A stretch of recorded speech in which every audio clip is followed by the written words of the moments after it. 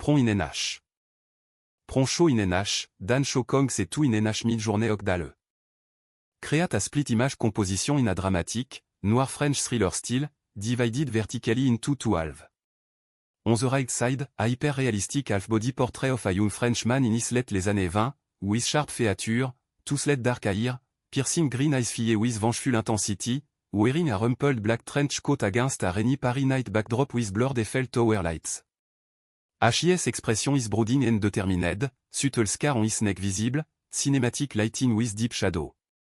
On the left side, a bold newspaper style headline teaser for the story, in elegant French typography, La vengeance renaissante in large golden yellow letters with black outline, subtitle un fantôme du passé entre les rues de Paris aux trahisons, meurtre, et un retour impossible with keyword like trahison, and a meurtre in vivid red, all text center on a textured parchment background with fin blood splatter and fog effect to highlight readability and drama. Overall image in Caesar 9 aspect ratio, high contrast, moody atmosphere evoking classic French cinema like Les Diaboliques. La vengeance renaissante. Le sang coulait encore de ma gorge quand j'ai vu les yeux froids de mon meilleur ami, ce traître qui m'avait poignardé dans le dos littéralement. J'étais mort, étouffé dans la boue froide d'une ruelle parisienne, accusé à tort d'un meurtre que lui avait commis pour couvrir ses propres vices. Et puis, le miracle ou la malédiction, mes paupières se sont rouvertes sur le même visage, 10 ans plus tôt, dans le miroir embué de ma salle de bain, le jour où tout avait commencé à basculer. Je me souviens de ce matin-là comme si c'était hier, même si hier, pour moi, c'était l'enfer éternel d'une cellule humide à Fresnes. Paris, 2015, la ville des lumières qui masquait si bien ses ombres. J'avais 25 ans, un appareil photo Leica hérité de mon grand-père, et une ambition dévorante, devenir le prochain Cartier-Bresson, capturer l'âme cachée de cette métropole impitoyable. Mon nom ? Alexandre Duval, un nom banal pour un destin qui ne l'était pas. Ce jour-là, j'avais développé les premiers rouleaux de films que j'avais tournés lors de mon voyage en Provence, des images poétiques de champs de lavande sous un ciel d'azur. Mais c'est le dernier rouleau, celui trouvé dans l'appareil de mon grand-père après sa mort mystérieuse 10 ans plus tôt, qui allait tout changer. J'ai versé le révélateur dans la cuve, les mains tremblantes d'excitation. Mon grand-père, Henri Duval, avait été un photographe légendaire dans les cercles underground des années 70, capturant les excès de mai 1968 et les secrets des élites parisiennes. Il était mort dans un accident de voiture banal, du moins c'est ce qu'on nous avait dit, ou une Skoda qui avait dérapé sur la route de Fontainebleau. Mais cet appareil, ce Leica M3 usé par les ans, renfermait encore ses dernières pellicules, oubliées dans un tiroir. J'avais promis à ma grand-mère de les développer un jour, pour honorer sa mémoire. La chambre noire était mon sanctuaire, une pièce exiguë au sous-sol de notre appartement haussmannien dans le 7e arrondissement. L'odeur âcre des produits chimiques emplissait l'air, et la lumière rouge sang baignait les murs tapissés de photos jaunies. J'ai sorti la première image, un portrait flou d'une femme aux cheveux noirs, les yeux voilés par une écharpe de soie. Était-ce ma grand-mère jeune ? Non, trop sophistiquée, trop mondaine. Puis la deuxième, une silhouette masculine en costume 3 pièces, fumant une cigarette devant le Pont-Neuf, le visage partiellement masqué par la fumée. Je connaissais ce profil, c'était Jacques Laurent, le magnate de la presse, fondateur du groupe Média France, un nom qui résonnait comme un empire. Mon cœur s'est accéléré. Jacques Laurent ? Mon grand-père avait-il été son confident, son ombre ? La troisième photo m'a fait reculer, une réunion clandestine dans un salon aux lambris sombres, des hommes en smoking autour d'une table, des dossiers ouverts sur des plans d'architecture ou des plans pour ce qui ressemblait à un réseau souterrain illégal sous Paris. Et au centre, riant, Jacques Laurent, avec à ses côtés un jeune homme que j'ai reconnu instantanément, mon père, Pierre Duval, alors assistant photographe pour le groupe. C'est là que tout s'est effondré, 10 ans plus tard, dans ma vie précédente. Ces photos avaient été le déclencheur. J'avais naïvement montré les tirages à mon meilleur ami, Étienne Moreau, un journaliste ambitieux au Figaro, et à ma fiancée, Camille Renaud, une avocate en herbe aux courbes irrésistibles et au sourire qui masquait un cœur de pierre. Ils avaient vu en ces images un scandale juteux, corruption au sommet, implication de mon père dans un trafic d'armes via les sous-sols parisiens, financé par Laurent. Mais au lieu de m'aider à enquêter, il m'avait trahi. Étienne avait volé les négatifs, les avait modifiés subtilement pour impliquer mon père plus profondément, et Camille avait fabriqué des preuves juridiques pour me faire accuser de chantage. Résultat ? Mon père s'est suicidé sous la pression, j'ai été condamné pour meurtre le sien, qu'Étienne avait orchestré pour couvrir ses traces et j'ai pourri en prison jusqu'à ce que, lors d'une évasion ratée, un gardien corrompu me tranche la gorge. Maintenant, je suis de retour. Le 15 juin 2015, exactement. Mon corps est jeune, mes mains fermes, et dans ma tête tournoie un tourbillon de souvenirs sanglants. Je ne suis plus l'idiot naïf. Cette fois, je vais les détruire, un par un, avec la précision d'un sniper. Mais la vengeance, comme le bon vin français, demande de la patience et du raffinement. Pas de coups bas immédiats, non, une symphonie de souffrance, où chaque note est un secret révélé, une alliance brisée. J'ai rangé les photos dans une boîte métallique, scellée à double tour, et je suis sorti dans la chaleur étouffante de l'été parisien. Les rues du 7e bruissaient de touristes, les cafés débordaient de rires factices. J'ai marché jusqu'au Champ de Mars, l'Eiffel Tower dressé comme un doigt accusateur vers le ciel. Là, j'ai appelé Étienne. Mon vieux, j'ai développé les pellicules de grand-père. Tu ne vas pas y croire. Rendez-vous ce soir au Procope? Sa voix, cette voix mielleuse que j'avais tant aimée, a répondu avec enthousiasme fin, Alex, t'es un génie. J'arrive avec du champagne. Camille était en stage chez un cabinet d'avocats près de la Sorbonne. Je l'ai vue à travers la vitre du café où elle sirotait un espresso, ses lèvres rouges pincées sur la tasse. Elle était belle, mortelle. Dans ma vie passée, elle m'avait juré fidélité jusqu'à ce qu'Étienne la séduise avec des promesses de gloire. Ensemble, ils avaient construit leur carrière sur mes ruines. Ce soir, je planterai la première graine du doute. Le Procope, le plus ancien café de Paris, avec ses murs chargés d'histoire et ses fantômes de Voltaire, était le décor parfait. Étienne est arrivé en retard, comme toujours, son écharpe Hermès flottant au vent. Raconte-moi tout, a-t-il lancé en s'asseyant, ses yeux brillants d'avidité. J'ai sorti une seule photo, celle de Jacques Laurent fumant au Pont-Neuf, et je l'ai glissée vers lui. Regarde ça. Et il y en a d'autres. Des réunions, des plans. Impliquant papa. Son visage s'est figé une fraction de seconde, imperceptible pour quiconque d'autre, mais pour moi, c'était une confession. Il a ri, nerveux. Ton père? Avec Laurent? C'est du lourd, Alex. On pourrait en faire un article qui secoue la France. J'ai souri, feignant l'innocence. Pas si vite. J'ai besoin de ton aide pour authentifier. Et Camille? Elle pourrait shaker les aspects légaux. Il a hoché la tête, trop vite. Parfait. Demain, on se voit tous les trois. La nuit est tombée sur Paris comme un linceul. Rentré chez moi, j'ai ouvert la boîte. La dernière photo, celle que je n'avais montrée à personne dans ma vie précédente, mon grand-père, ligoté dans le coffre de la Skoda, les yeux écarquillés de terreur, juste avant l'accident. Quelqu'un l'avait fait taire parce qu'il en savait trop sur Laurent. Et ce quelqu'un? Mon père, peut-être, ou pire, Étienne, dont la famille avait des liens avec le groupe Média France depuis des générations. Le lendemain, au café de Flore, Camille est arrivée radieuse, sa jupe crayon soulignant ses formes. Elle m'a embrassé, un baiser qui autrefois m'enflammait, mais maintenant me donnait la nausée. Chérie, Étienne m'a tout dit. C'est excitant, non? Un scoop familial. J'ai hoché la tête, et j'ai sorti une photo modifiée au subtilement, avec un logiciel que j'avais appris en prison dans ma vie passée. Sur l'image, une ombre floue ressemblant à Étienne apparaissait en arrière-plan d'une réunion. Regarde ça.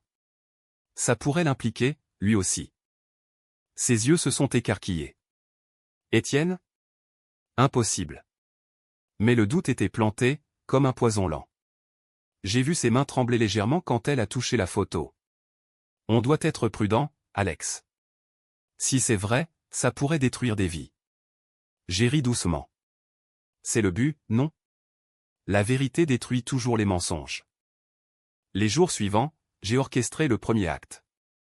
J'ai envoyé anonymement une copie de la photo modifiée à un contact chez Le Monde, un journaliste que je connaissais de ma vie passée, un homme intègre nommé Raoul.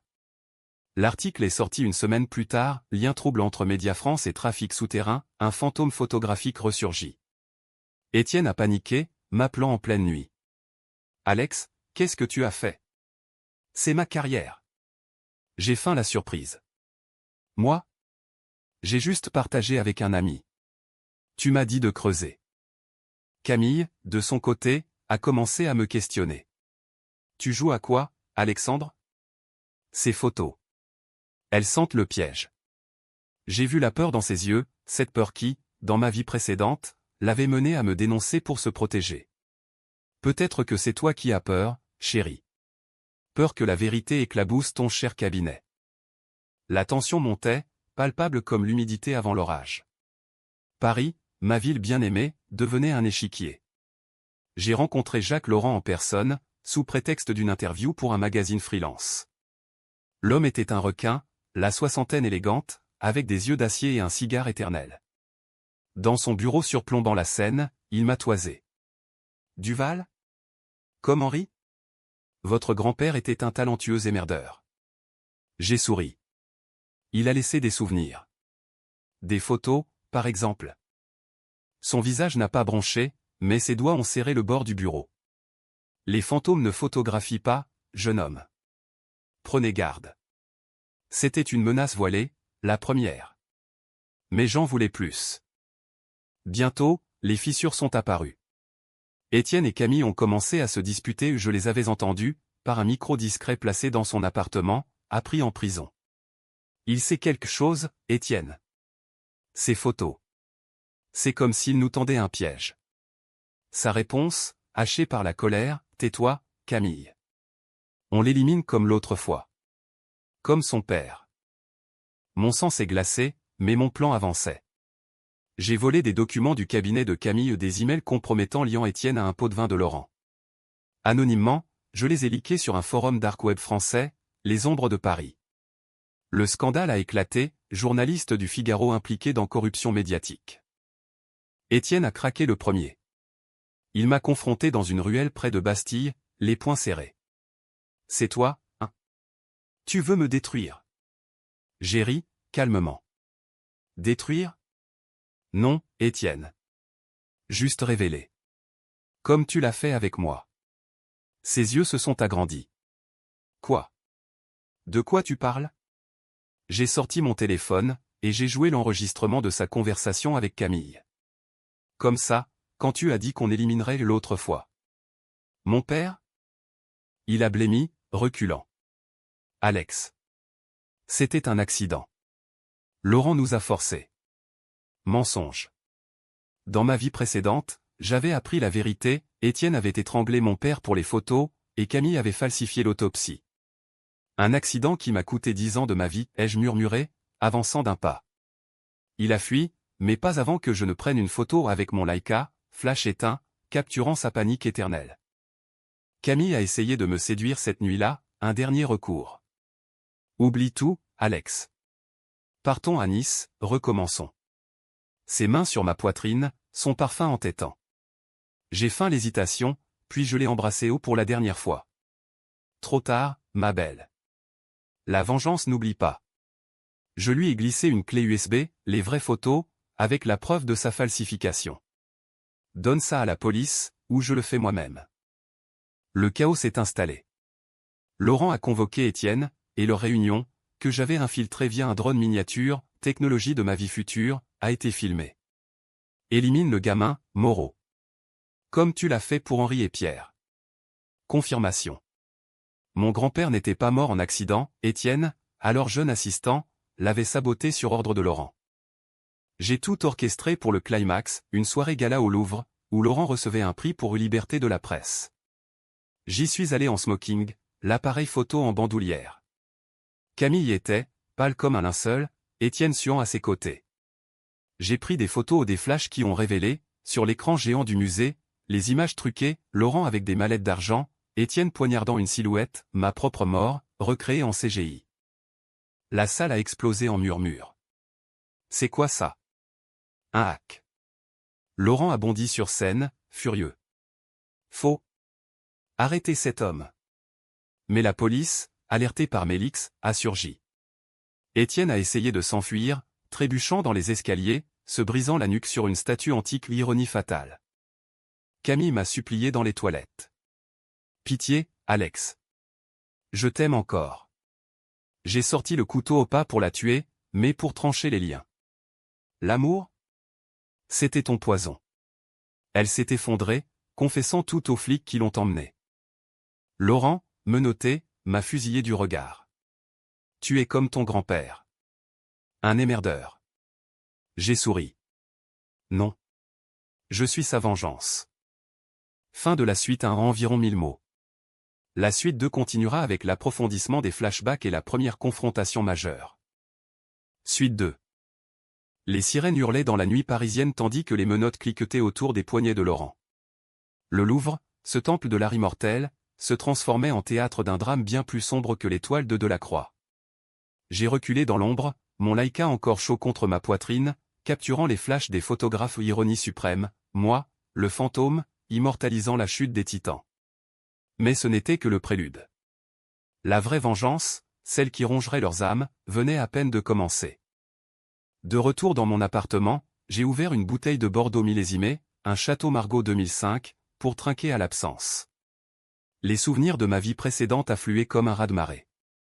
La prison de Fresnes, les nuits glacées où les rats étaient mes seuls compagnons, les rumeurs de corruption qui me bouffaient de l'intérieur. J'avais passé des années à reconstituer le puzzle, grâce à des codés glissés par un gardien repentant. Laurent n'était pas seulement un magnate, il dirigeait un réseau de chantage, utilisant les sous-sols oubliés de Paris et les catacombes modernes pour stocker des artefacts volés et des armes destinées à des conflits obscurs en Afrique. Mon grand-père l'avait découvert en 1975, lors d'une expo photo sur les mystères urbains.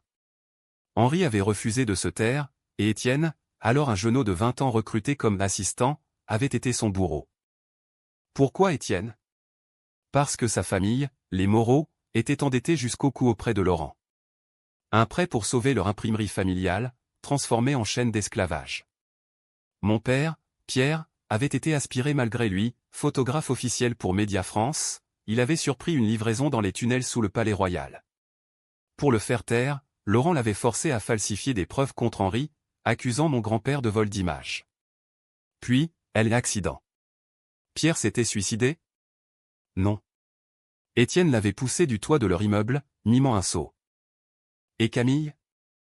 Elle n'était pas innocente. Fille d'un juge corrompu, elle avait rencontré Étienne à l'université, et ensemble, ils formaient un duo infernal. Moi, j'étais leur pion, l'héritier des photos, l'idéaliste à manipuler. Dans ma vie passée, après ma condamnation, elle avait hérité de mon appartement, revendu les Leica pour financer leur lune de miel. Maintenant, je vivrais pour les hanter. Le lendemain, les journaux titraient « Scandale au Louvre, le roi de la presse déchu ». J'ai ri seul, coupant une pomme avec le couteau de cuisine le même modèle que celui qui m'avait égorgé. Mon plan phase 2, infiltrer le réseau de Laurent depuis l'intérieur. J'avais un atout, dans ma vie précédente, j'avais mémorisé les codes d'accès au tunnel, entendu lors d'interrogatoires truqués. J'ai contacté Raoul Dumonde. C'était moi, l'anonyme. Mais il y a plus. Rencontrons-nous. Au Café des Colonies, près de la gare de Lyon, il m'a serré la main, excité. Duval, t'es un héros ou un fou? J'ai glissé une enveloppe, plan des tunnels, avec annotation. Les deux. Publie ça, mais attends mon signal pour la bombe finale. Entre-temps, Camille m'a appelé depuis la cellule. Alex, libère-moi. C'était Étienne, pas moi. Sa voix brisée, des sanglots. J'ai fermé les yeux, revoyant sa trahison au tribunal, son témoignage larmoyant qui m'avait scellé. Libéré? Tu m'as condamné, Camille. Profite des murs froids. Ça forge le caractère. J'ai raccroché, et j'ai effacé son numéro symboliquement. Laurent, lui, n'était pas du genre à plier. Un émissaire est venu, un homme trapu en imperméable, accent marseillais. Monsieur Laurent offre un marché. Les photos contre ton silence. Et une somme. Dans le parc des Buttes-Chaumont, sous la pluie fine, j'ai négocié. Une somme? J'en veux 10 millions. Et la tête d'Étienne sur un plateau. L'homme a ri. Étienne est mort, crétin. Fin la surprise. Déjà? Triste fin pour un ami. Mais je savais. J'avais saboté sa fuite au Louvre, un fil tendu discrètement. Pas de meurtre, juste une opportunité. La loi française pardonne les accidents. Les nuits suivantes, j'ai exploré les tunnels. Paris sous Paris, un labyrinthe de voûtes humides, éclairé par des néons vacillants. J'avais volé une clé magnétique d'un convoyeur corrompu ou un détail de ma vie passée. Là, dans l'air vicié, j'ai trouvé les caisses, armes russes, diamants d'Angola, dossiers sur des politiciens. Et une photo géante, punaisé au mur, mon grand-père, ligoté, avec un mot, oublie ou joins-toi. J'ai pris des vidéos, des preuves irréfutables. Puis, j'ai incendié une caisse pas pour détruire, mais pour alerter. Les flammes ont léché les murs, et bientôt, les sirènes ont résonné dans les égouts. Laurent a paniqué, convoquant une réunion d'urgence dans son bunker personnel sous l'Arc de Triomphe. J'y suis allé, déguisé en coursier. Les gardes m'ont fouillé, mais pas assez. À l'intérieur, une dizaine d'hommes, banquiers, flics véreux, et Laurent au centre, veine saillante. Le fantôme Duval frappe encore. Trouvez-le. J'ai attendu, tapi dans l'ombre, puis j'ai activé le projecteur portable, les tunnels en feu, les caisses ouvertes, et le visage de mon père, hurlant en silence sur une vidéo restaurée. Chaos.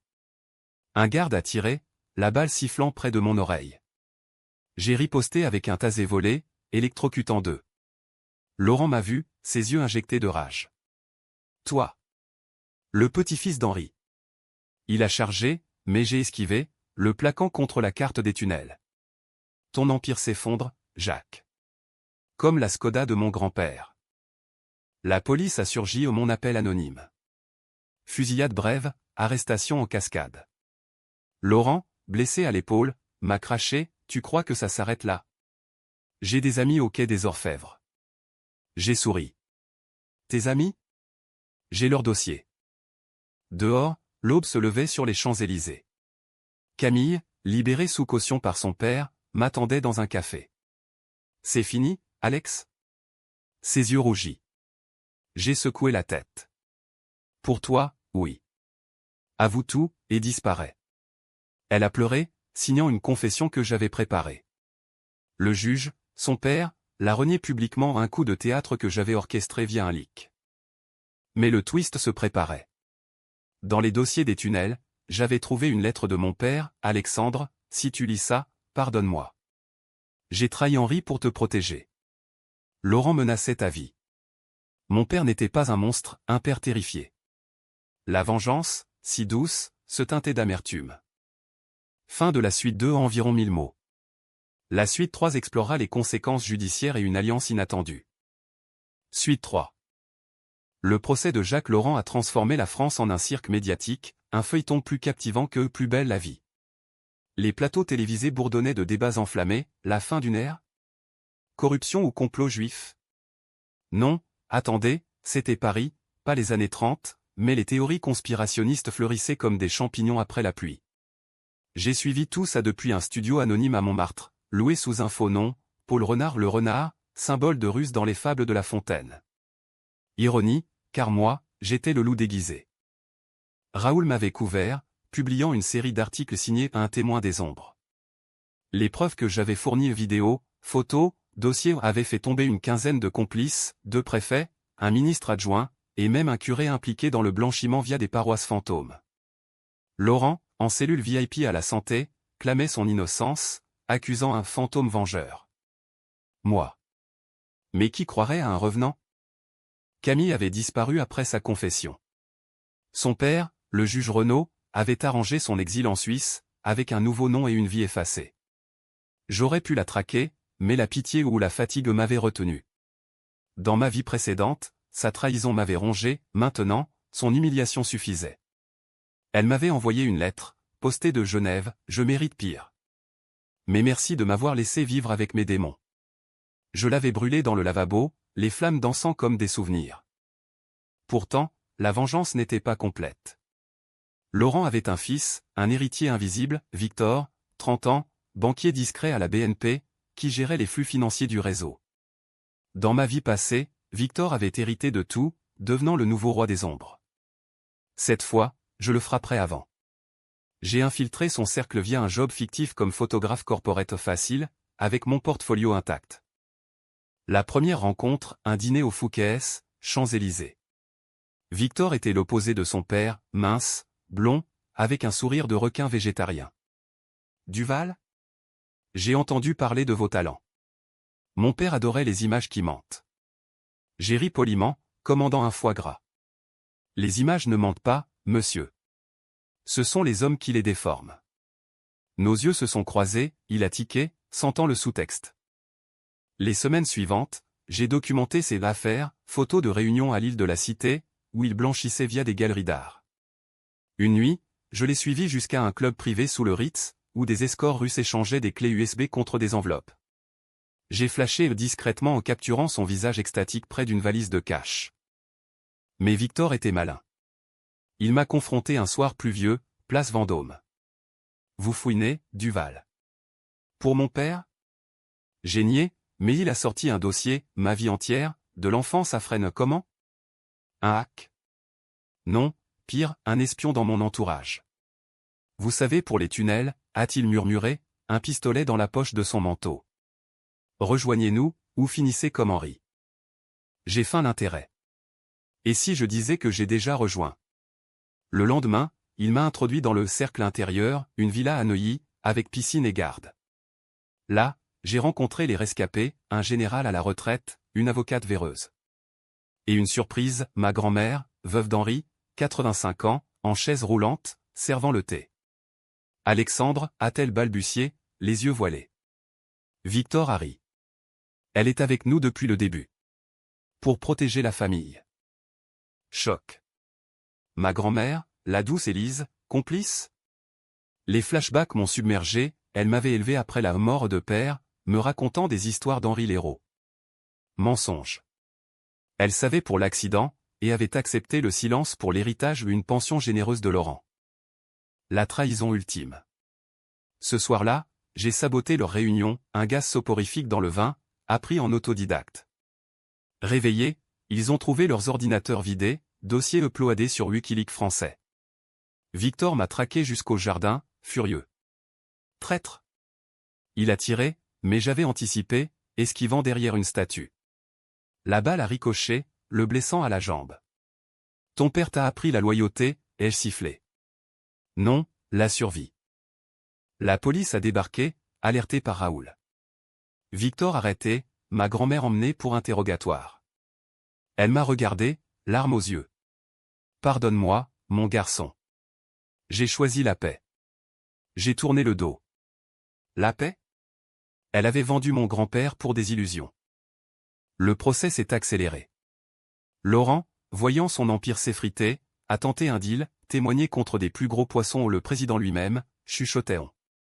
Mais j'avais la carte maîtresse, la photo finale, celle du coffre de la Skoda, avec ADN prouvant l'intervention d'Étienne. Et une vidéo de Laurent ordonnant le meurtre de mon père. Dans la salle d'audience du palais de justice, sous les dorures républicaines, Laurent a craqué. C'était pour le pays. Les tunnels protégeaient la France des barbares. Rire dans la foule. Le juge a martelé, perpétuité. Camille, témoin à charge, a décrit leur romance toxique, brisée par ma résurrection. Mais le twist, pendant l'audience, un avocat de Laurent a glissé un mot, votre père vit. Impossible. Pierre, suicidé? Non, exilé en Corse sous protection, après avoir simulé sa mort pour échapper à Laurent. J'ai suivi la piste, jusqu'à un village côtier, Bonifacio. Là, dans une maison blanche face à la mer, mon père, vieilli mais vivant, m'attendait. Alexandre. Comment? J'ai raconté tout, la mort, le retour. Il a pleuré. J'ai tout sacrifié pour te sauver. Mais tu as gagné la guerre. Fin de la suite 3 en environ 1000 mots. La suite 4 plongera dans la confrontation finale et les dilemmes moraux. Suite 4. La Corse, cette île rebelle aux falaises acérées, était un exil parfait pour un fantôme comme mon père. Bonifacio, avec ses citadelles médiévales perchées sur des abîmes calcaires, rappelait les catacombes parisiennes des secrets enfouis sous la beauté. Pierre Duval, alias Michel Rossi maintenant, vivait modestement, pêche au lever du soleil, un atelier photo improvisé dans une cave fraîche. Ses mains, noueuses par les ans, maniaient encore le Leica avec grâce. Viens, fiston. Assieds-toi. Raconte-moi cette folie de retour. Nous avons parlé des heures, face à la mer Tyrrhénienne qui clapote comme un aveu. Il avait simulé le suicide en 2015, aidé par un ami flic corse, pour fuir Laurent après avoir refusé de falsifier plus de preuves. J'ai vu Étienne te manipuler, mais je ne pouvais pas intervenir sans te mettre en danger. Amertume. Et maman? Élise? Il a baissé les yeux. Elle a choisi le confort. Laurent payait ses dettes médicales. Je l'ai laissé. La révélation m'a secoué. Ma grand-mère, non seulement complice, mais le pivot du mensonge familial. J'ai serré les poings. Et maintenant? Le procès est gagné, mais Victor prépare un appel. Il veut contre-attaquer. Pierre a hoché la tête. Alors, finissons en. J'ai des preuves cachées ici aux bandes audio de Laurent confessant les meurtres. Nous avons concocté le dernier acte, une livraison à Paris, via un intermédiaire corse. Mais en chemin, l'embuscade. Des hommes de Victor, des mercenaires italiens, m'ont intercepté sur la 7, près d'Aix. Fusillade sur l'autoroute, pneus qui crissent, balles qui sifflent. J'ai roulé dans le fossé, le cœur battant, mais j'avais anticipé, un traceur sur le colis, menant la gendarmerie droit à leur planque. Victor, furieux, m'a enlevé cette nuit-là. Attaché dans un entrepôt désaffecté à la Défense, les gratte-ciel de la Défense comme des sentinelles indifférentes. Tu as tout ruiné, Duval. Mon père pourri, et toi, tu joues au justicier. Son visage tordu, la jambe encore bandée. J'ai craché du sang à un coup de poing. Justicier? Non. Revenant. J'ai vu l'enfer que tu m'as réservé. Hilary, maniaque. L'enfer? C'est toi qui l'as mérité. Ton grand-père a volé nos secrets, ton père a trahi, et toi. Tu es le maillon faible. Il a sorti un dossier, des photos de moi, enfant, avec Élise. Elle t'a vendu, petit. Pour que Laurent te surveille. Choc. Ma grand-mère m'avait drogué lors d'un thé, pour que des amis me photographient nu, chantage potentiel. Innocence brisée. La rage m'a donné des forces. Quand le garde s'est approché, j'ai mordu sa main, arrachant un morceau. Cri, chaos. Victor a tiré, mais la balle a effleuré mon épaule au écho de ma mort passée. La porte a cédé, Pierre, avec des corses armés. Fusillade brève, Victor à terre, suppliant. Pitié. Je suis comme toi, un pion. J'ai hésité. La vengeance, froide, me tentait, un couteau dans les côtes, comme Étienne l'avait fait. Mais Pierre m'a arrêté. Pas comme eux, Alex. Laisse la loi. Victor arrêté, l'épreuve livrée. De retour à Paris, le climax judiciaire. Laurent, en visioconférence depuis sa cellule, a vu les bandes, sa voix confessant Henri devait disparaître, comme Pierre l'a compris. Effondrement. Il s'est effondré, murmurant « c'est fini ». Le juge a scellé, perpétuité pour tous. Mais le dilemme, ma grand-mère, Élise, libérée pour âge. Elle m'a contacté, voix chevrotante. Viens me voir, mon chéri. À l'hospice du 16e, elle était frêle, tubulure partout. J'ai péché par peur. Pardonne. J'ai vu Henri en elle, l'homme qu'elle avait aimé et trahi. Le pardon? C'est pour les vivants. Toi, tu portes le poids. Je suis parti, la laissant à ses regrets. La presse m'a acclamé, le photographe vengeur. Offre d'ouvrage, film. Mais l'intérieur? Vide. Pierre est revenu, vivant, mais notre famille brisée. Fin de la suite 4 environ 1000 mots. La suite 5 conclura avec le twist final et la résolution. Suite 5. Paris, 6 mois après le verdict, s'était remise de son scandale comme d'une gueule de bois post-réveillon. Les lumières de la scène scintillaient à nouveau, indifférentes aux abysses qu'elles avaient éclairés. J'avais vendu l'appartement haussmannien, investi dans un loft à Belleville, quartier bohème où les artistes masquaient leurs cicatrices avec de la peinture fraîche. Pierre vivait avec moi, transformant la cave en chambre noire commune. On recommence, fiston. Des photos honnêtes, cette fois. Honnêtes? Le mot sonnait faux dans ma bouche, forgé par le mensonge. La gloire était aigre. Un producteur m'offrait un biopic, Le Revenant de Paris, avec un acteur hollywoodien pour moi. J'avais refusé. À la place, j'exposais, Ombre révélée, au Centre Pompidou. Mais Laïka, les négatifs originaux, des tirages inédits. La foule affluait, murmurant sur l'homme qui a renversé un empire. Parmi eux, Raoul, mon allié, un verre de chardonnay à la main. Alex, t'es une légende. Mais après? Après? La question hantait mes nuits. La vengeance accomplie laissait un vide, comme un négatif surexposé. Camille réapparaissait dans les tabloïds, l'avocate déchue trouve l'amour en exil. Bon pour elle.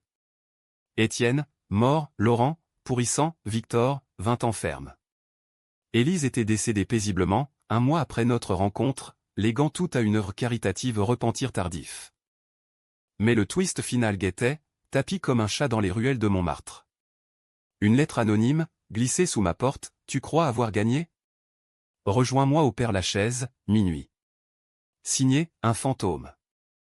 Le cimetière, sous la lune voilée, était un labyrinthe de tombes Oscar Wilde, Édith Piaf, et celle de mon grand-père, Henri, ornée d'un laïka en bronze. J'y suis allé armé, le cœur serré. Une silhouette émergea, une femme, la trentaine, cheveux noirs comme la nuit, yeux verts les miens. Alexandre Duval? Je suis ta sœur. Claire. Impossible. Pierre n'avait jamais mentionné. Elle sortit une photo, Henri, jeune, avec une inconnue enceinte. Papa, notre grand-père m'a confié avant de mourir. Laurent m'a élevé en secret, pour me contrôler. Victor était mon demi-frère. Choc. Claire, formée comme espionne par Laurent, avait infiltré mon entourage pour tester ma loyauté. J'ai saboté tes plans au début, pour protéger l'Empire. Mais quand tu as gagné, j'ai basculé. Elle pleurait. Recommençons. Ensemble. La trahison, encore? Ou rédemption? Pierre arriva, essoufflé. C'est vrai. Henri avait une liaison. J'ai caché Claire pour la sauver de Laurent. Famille fracturée, réunie dans le mensonge. J'ai hésité, le laïka levé haut pour photographier, ou menacer? Preuve. Elle tendit une clé, dossier finaux, prouvant un complot plus vaste, touchant l'Élysée. Aide-moi à publier. Ou tue-moi. La vengeance bouclait sa boucle. Pas de meurtre, justice. Nous avons publié, ensemble, faisant tomber un ministre. Claire resta, sœur fantôme devenue alliée. Épilogue, sur le pont des Arts, Pierre, Claire et moi, appareil en main, capturant le coucher de soleil. La ville des Lumières, enfin mienne. Mais dans mes rêves, l'écho, j'ai développé l'appareil photo de mon grand-père. Le photographe est devenu livide, les mains tremblantes. Car la photo révèle toujours plus qu'on ne le croit. Et la vengeance? Elle renaît, éternelle. Fin de la suite 5 ans, environ 1000 mots. Total, 5000 mots. Une fin douce amère, avec twist familial et rédemption partielle, dans l'esprit dramatique français.